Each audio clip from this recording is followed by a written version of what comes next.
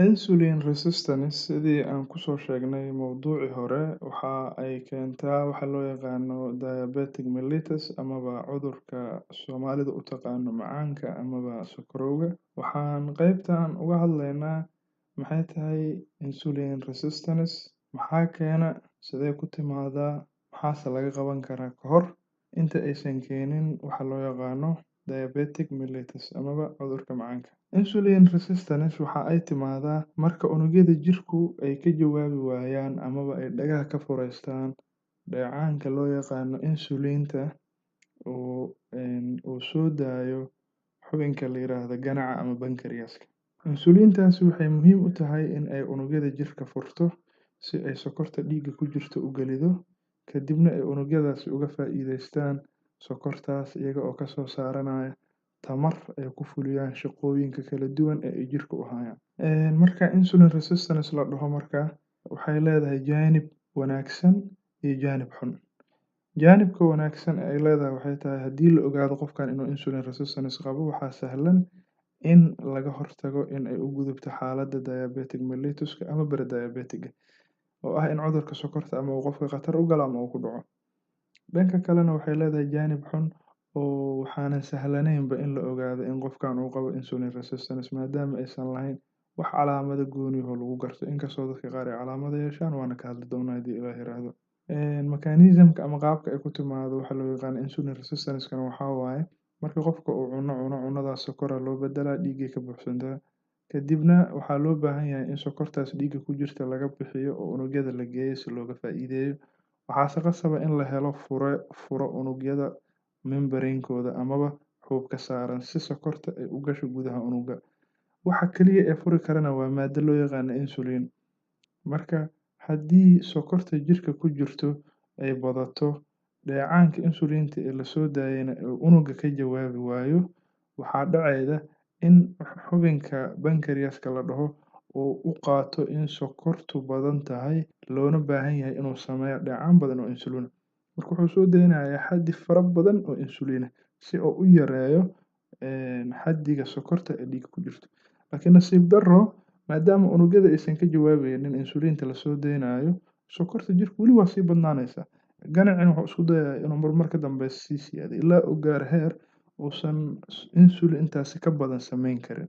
Marka xaaladdaas ay jirto waxaa loo yaqaanaa insulin resistance. Maxaa keeni kara marka? Waxyaalaha keeni kara in insulin resistance ay timaado waa fara badan yihiin. Haddiise aan category u sameyno oon koox ka dhigno, waxyaalaha qaarkood waa waxyaalo qofka lifestyle-kiisa ku xiran iyo sida uu u nool yahay. Waxyaalaha qaarkood waa waxyaalo genetic ah. Waxyaalaha qaarkood waa waxyaalo aan dhihi karno hormonal disorders. Haddaan ku hormarno waxyaalaha ugu muhiimsan, 2 factor ayaa ugu muhiimsan insulin resistance. Waa buurnida oo qofka uu yahay qof buuran oo jirkiisa uu dufan fara badan ka buuxo, iyo in uusan qofku sameynin wax jimicsi ah ama physical inactivity waxa loo yaqaano. Waxyaalo fara badan oo keena ayaa jiri kara oo ay ka mid tahay in qofka uu leeyahay family history amaba dadka uu ka dhashay ay qabaan amaba ay la nool yihiin amaba qaarkood ay u dhinteen cudurka macaanka diabetic mellitus type 2 oo insulin resistance lala xiriiriyo. Sidoo kaleeto waxaa keeni karo waxyaalo aan ku sheegnay hormonal disorders, tusaale ahaan cudurro aan badnayn dadka ku dhaca ayaa jira sida cudurka la dhaho Cushing syndrome. Cudurkaasi waxaa badanaya dheecaanka loo yaqaano cortisolka. Cortisolku waa dheecaanka la yiraahdo stress hormone. Dheecaankaas markuu bato waxa uu badinayaa sokorta dhiigga. Sokor fara badan oo jirka ku kaydsaneed oo soo furfuraya. Marka haddii sokorta dhiigga ku jirta ay badato, waxaa badanayso in ganacuna ama pancreaskana uu soo daayo dheecaan fara badan oo insulin ah si uu u xadeeyo sokorta dhiigga. Marka qaab noocaas ay ku imaan kartaa insulin resistance in cortisolkina sokorta soo furfurayo, insulintana la badinayo si sokortaas dib loogu xareeyo. Marka meeshan waxaa muhiim in la isdul taago oo laga baran karaa cashir la xiriira khatarta walwalku ama stress-ku uu leeyahay. Si guud, stress-ku waa xaalad khatar ah oo si nafsi ah qofku u dhimanayo ama spiritually ah. Cudurro fara badanna laga dhaxlo.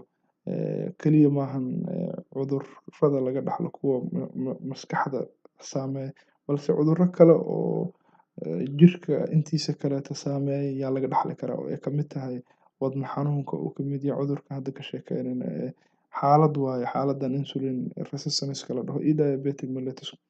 Sababtan waxay tahay u contribute gareynaya ama qayb uga qaadanaya insulin resistance inay imaataa waxay tahay marka qofka walwal uu ku jiro waxaa bato dheecaanka cortisolka. Si hadda soo sheegnana cortisolka wuxuu ka qayb qaataa insulin resistance inay timaado. Sidoo kaleeto waxaa in iyadana la xuso muhiima waxa la yiraahdo in hurdo la'aanta ay khatar tahay. Hurdo la'aantu waxay ka qayb qaadataa cudurro fara badan iyada gooni aan uga hadli doonaa haddii Ilaahay yiraahdo.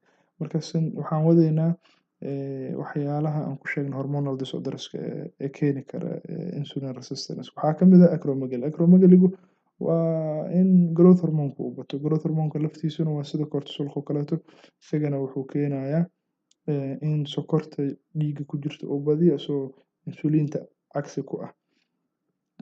Waxaa jira cudur badanaa haweenka ku badan oo la yiraahdo hypothyroidism. Hypothyroidismku waa in glandiga amaba qanjirka la yiraahdo thyroid glandiga uu yareeyo xaddigii hormooniska ahaa ee uu soo dayn jiray dhacaanadii uu soo dayn jiray. Marka hormooniska uu soo deeyo thyroid glandigana waxay muhiim jiddan u yihiin metabolismka jirka ama falgalada wax lagu dhisa ama wax lagu jijibiyo ee jirka ka socda. Falgaladaas haddii dheecaankii xawaarahooda waday uu yaraado oo hypothyroidism ay timaado waxaa yaraanayo metabolismka jirka yaraanayo. Hal tusaale oo metabolismkaas kamid ah haddaan ku siiyo sokorta si tamar looga soo saaro waa in la marsiiyaa reactionno uu kamid yahay glycolysiska kadib la burburiyaa kadib reactionno kaleeto sii marayaan sida ATC cycleka waxa la dhaho waxaan ka wadaa TCA cycleka iyo maxaa la dhihi jiray reactionno kale oo badan. Marka haddii marka hormoonkii thyroid glandiga uu soo deynayo uu meesha ka baxo ama yaraado waxaa hoos u dhacaya ratekii oo reactionnada aan ka sheekeynayna ay ku soconayaan. Haddii uu yaraado marka waxaa hoos loo dhigayaa xaddigii sokorta ee la xareynayo. Marka sokortii dhiigga iyadana waa badanaysaa saasay contribute gareynaysaa. Waxaa su'aala marka maxaa calaamadaha lagu garan karaa in uu qofkan qabo waxa loo yaqaano insulin resistance. Waxyaalo fara badanaa lagu garan karaa se ma badna in dadka ay badanaa kasoo muuqdaan waxyaalahaas. Waxa ugu muhiimsan qofku wuxuu isku arki karaa inuu oon dareemo, wuxuu isku arki karaa frequent urination waxa la dhaho maanta oo dhan inuu musqusha kaadi ula ordo, wuxuu isku arkayaa baahi fara badan maadaama insulin fara badan la soo deynayo maanta dhan baahi fara badan uu dareemayo. Wuxuu isku arkayaa oo kaleeto madax xanuun. Qofka haddii wax saraan ama wax qalaan ama nabar ka soo baxo inuusan ciyo u reysanaynin. Haddii uu qofka qof haweeney yahay infectionnada oo hoos yaa ku badanayo soo laalaabanayaan. Haddii sidoo kaleeto waxaa badanayaan infectionnada maqaarka si guud iyadoon dumar iyo rag loo kala saarayn.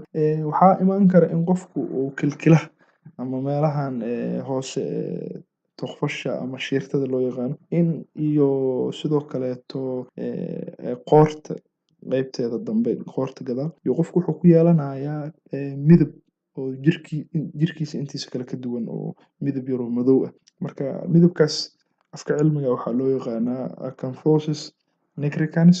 Marka midabkaas markuu qofku yeesho ama skin tags waxa la dhaho waxyaalo yar oo maqaarkiisa kasoo taagtaagan markuu yeesho waxay calaamad u tahay in qofku uu insulin resistance qabo. Sidoo kaleeto buurnida markuu qofku isku arko inuu sii buuranayo waa fariin alarm ah oo qofka u direedo waaye inuu dib isku qiimeeyo. Waa marka su'aasha kaleeto oo kugu soo dhici kartaa waxay tahay war xaaladan si aysan qofka sokor ugu dhicin ma la soo celin karaa? Yes waa la soo celin karaa si uusan qofku ugu tallaabin xaddiga qofka uu macaanka u gudbi lahay oo ku dhici lahayd waxa loo yaqaano diabetes. Si aad u soo celiso oo xaaladaada normal ugu soo noqoto waxaa u baahan tahay hadaa buuranta inaad cayilka iska riddo. Waxaa u baahan tahay inaad physical activity la timaado oo aad dhaqdhaqaaq iyo jimicsi jireed oo waqtiyeysan oo maalinle ah amaba isbuucul ah inaad la timaado. Waxaa u baahan tahay in sokorta dhiiggaaga ah hoos u dhigto. Si aad ugu dhigayda waxaa wax ka beddelaysaa 3 shay. Waxaa wax ka beddelaysaa cuntadaada. Cuntada aad cuni jirtay wax ka beddelaysaa. Waxaa wax ka beddelaysaa hurdada. Waxaa wax ka beddelaysaa xaaladii aad ku jirtay oo lama rabo stress.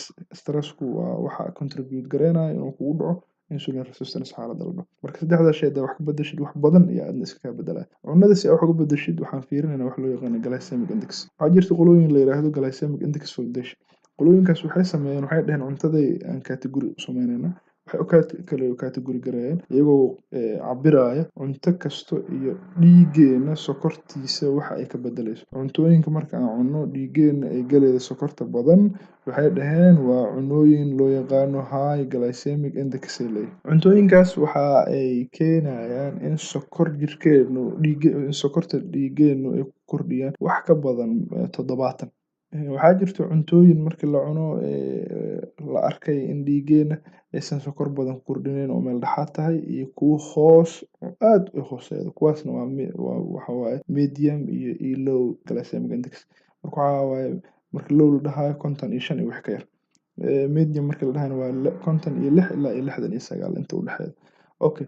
Marka cuntooyinku way sheegeen marka waa cuntooyin la fahmi karo. Cuntooyinka high glycemic index waa inay ka fogaataa. Cuntooyinkaas high glycemic index fiber-ta ku yar, carbohydrate-ka ku badan. Cuntooyinkaas yaa ka mid ah marka. Cuntooyinkaas waxaa ka mid ah cuntooyinka annaga aan cunno sida burka ka samaysan, sida canjeerada, rootiga, waxyaalaha annaga Soomaali haddaan nahay cuntadana oo dhan waa khatar. Marka maadaama ay sidaas tahay waa inaan waxaas ka fogaato. Sidoo kaleeto baradhada iyo waxyaalo badan oo la mid ah ayaa high glycemic index ka soo galaya. Cunnooyinka low glycemic index ka soo galaya waa cunnooyinka ay ku yar tahay carbohydrate-ka kuna badan yihiin waxa loo yaqaano diet fiber. Cuntooyinkaas waxaa ka mid ah caleemaha cagaaran oo dhan sida salaatada, spinach-ka, koostada waxaas oo dhan. Waxaa kaleeto soo galaya digirta noocyadeeda kala duwan, waxaa soo galaya lawska, waxaasoo idil soo galaya. Marka waa inaa cunnooyinkaas oo low glycemic index-ka ah waa inaa qaadataa. Marka haddii intaas aad samayso dabcan ma u gudbaysid xaaladda oo aan ka soo sheekeynayno oo ahayd diabetic mellitus inaad u gudubtid oo aad ka tagtid insulin resistance. Marka si guud insulin resistance-ku waa in jirkaaga uu ka dhaga adeega inuu ka jawaabo insulinta uu pancreas-ka soo daynaya kadibna waxaa imaanayso in jirkaagu waxaa la yiraahdaa uu manifest gareeyo oo ay kasoo muuqato insulin resistance waxyaalaha lagu yaqaano hadda aan soo sheegno oo dhan ama suurtagal waxa inaysanba kasoo muuqanin. Marka waa haddii wixii aan soo sheegnay isku aragta ama qof ahalkaaga ka mid ah ku aragto waa inaa kula talisaa inuu dhakhtar booqdo oo cayilkiisa dhimo oo caafimaadkiisa ka shaqeeyo. Marka mawduuceennii uu la xiriiray kii hore ee aan uga hadalnay cudurka macaanka intaasaan kusoo koobaynaa. Asalaamu calaykum waraxmatullaahi wabarakaatuh.